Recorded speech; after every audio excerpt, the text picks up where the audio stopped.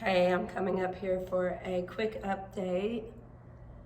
It's a holiday time, and during the holidays, it's really hard not to eat a variety of foods. Last year, I didn't even have an option because I was having so much trouble with my colitis. This year, I started to eat a little bit more just here and there because it wasn't giving me stomach pains and it wasn't causing me to run to the bathroom all day. So I thought, okay, I'll just deal with a little bit of itching because I always have itching as a symptom when I eat things that bother me. So on and off the last month, I've eaten quite a bit of dairy. Just like to have a little bit of something with cheese in it, or more sour cream than usual, more butter, definitely more butter, where I used to eat that once in a while in the last 6 months and it didn't seem to bother me, but I started doing it more and more, just trying to have something that tastes good during the holidays. And what the result for me was more of my arms getting broke out, which looks pretty nasty. So I'm going to go back to a strict diet whenever, after this weekend. I think a lot of us can relate to that. Go back to a pretty strict diet, and like very, very strict diet, in order to get my body cleared up and to get my inflammation gone. So I have made a lot of progress in the last 2 years, just not eating very many things. And my previous videos show every single thing that I eat and every single thing that helped me or didn't help me.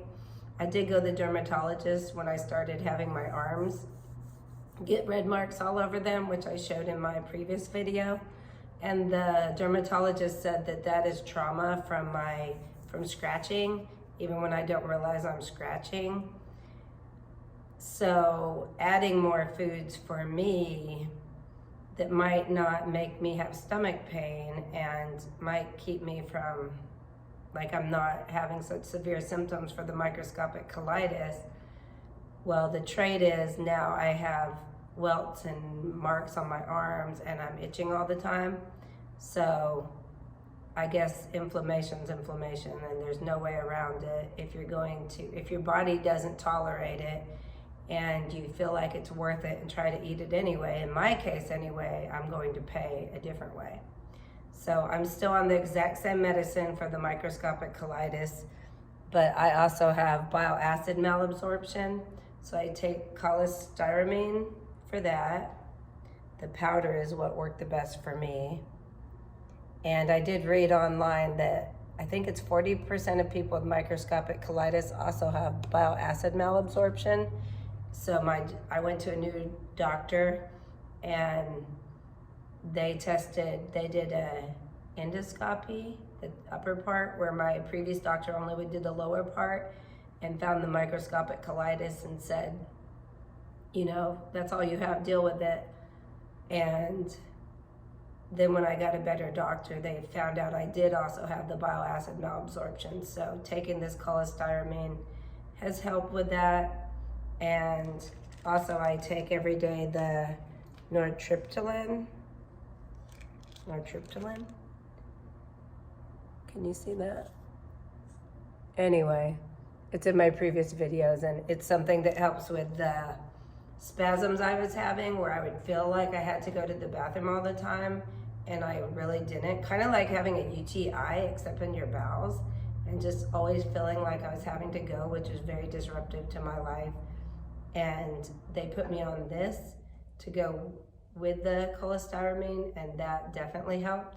I haven't tried to get off this, so I might try getting off it once I get the inflammation down again and clear up my arms. So say like 90 days from now, I might see if I still have that symptom without this. And I do every day have the psyllium. Before I was ever diagnosed with microscopic colitis, I used to take this every day in my water, the psyllium husk powder.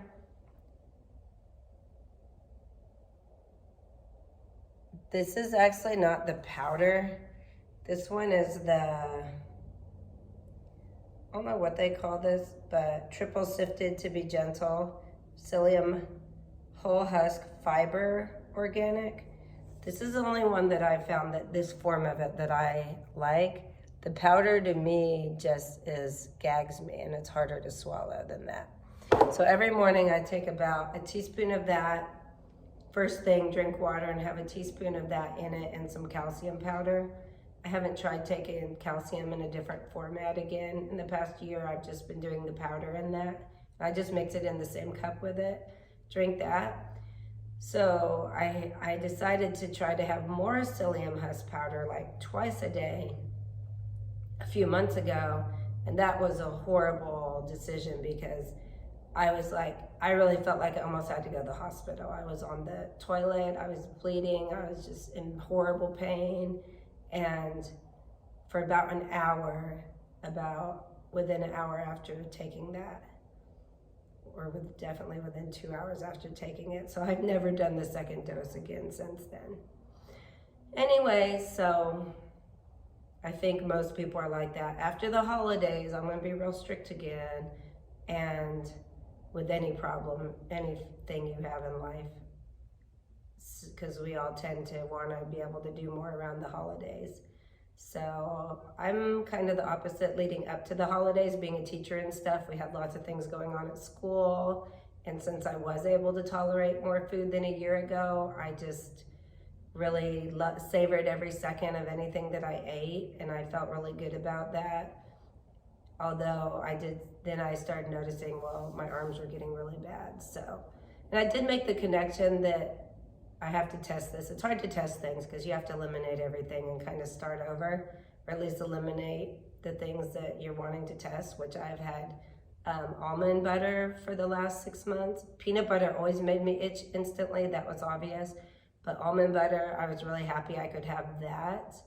I'd say starting last April, so over 6 months ago, I'd have that on my rice cakes. That was huge, like I loved having that. But it was over the summer when I started getting the red marks on my arms more and more, and I never connected that until I also started adding more and more dairy, and which was really only the last like 6 weeks. And then my itching was so extreme. Then I thought back to how a year ago I was not eating any nuts, not eating any dairy at all, and I wasn't having that severe itching and that on my arms.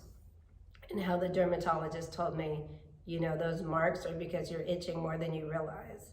And yeah, I take a Benadryl at night so I can sleep, but I'd like to go back to where I just wasn't itching all the time. So I think I've just been pushing my body, trying to eat more, and it'd be better to add more cooked vegetables and meat. I have no problem with meat at all. Eat more cooked vegetables, meat, rice. I'm pretty sure I can tolerate rice with no problem. Maybe continue with gluten-free noodles, but try to pinpoint again what is causing the itching rather than just dealing with it, since it's getting worse and worse. And it's obviously a sign that that's not something I should be eating if it's causing me such problems, no matter where the problems are.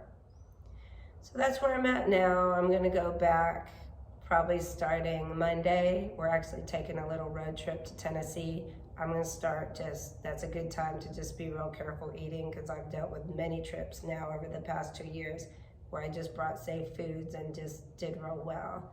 So I'll be away from the holiday temptations, away from family gatherings, then go back to school in a couple weeks, back being strict again, and see where I go from there. So anyway, good luck with your journey, and I hope anything I put out here is helpful. I do get comments sometimes and learn from those people, and I think it's good for other people to see it's not as easy as they say it is when you have microscopic colitis.